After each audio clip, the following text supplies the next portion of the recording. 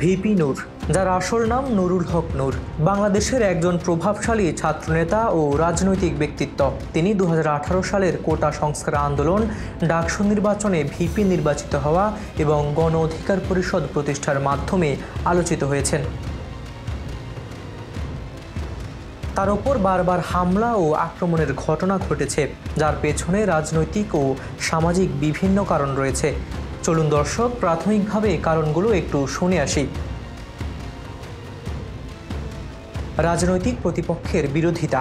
VP নূর বিভিন্ন সময়ে সরকারের বিরোধিতা করেছেন এবং ছাত্র সমাজের অধিকার আদায়ের পক্ষে অবস্থান নিয়েছেন। এ কারণে তিনি রাজনৈতিক প্রতিপক্ষের টার্গেটে পরিণত হয়েছেন। যেমন 2025 সালের 29 আগস্ট জাতীয় পার্টির কার্যালয়ের সামনে তাকে আক্রমণ করা হয়।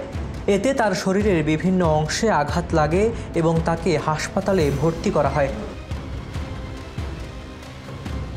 নতুন রাজনৈতিক দলের নেতৃত্ব।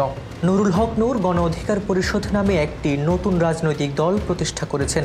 এই পদক্ষেপ তাকে আরও রাজনৈতিক বিরোধিতার মুখে ফেলেছে। মিডিয়া ও সোশ্যাল মিডিয়ার প্রভাব। ভিপি নূর সোশ্যাল মিডিয়ায় সক্রিয় এবং তার বক্তব্য ও কর্মকাণ্ড ব্যাপকভাবে প্রচারিত হয়। এই কারণে তার উপর আক্রমণ ও সমালোচনা বাড়ছে। তার বিরুদ্ধে বিভিন্ন আইনি ও নৈতিক বিতর্ক রয়েছে, যা তার উপর হামলার কারণ হতে পারে। ভিপি নূরের উপর হামলার ঘটনা রাজনৈতিক, সামাজিক ও আইনি বিভিন্ন কারণে ঘটছে। তার উপর হামলা ও আক্রমণ রাজনৈতিক প্রতিপক্ষের প্রতিশোধ, মিডিয়ার প্রভাব এবং তার বিরুদ্ধে চলমান বিতর্কের ফলস্বরূপ হতে পারে। এই পরিস্থিতি বাংলাদেশের রাজনৈতিক পরিবেশের একটি প্রতিফলন, আর এসব কারণেই তিনি অনায়াসেই বারবার রোষানলে পড়েন।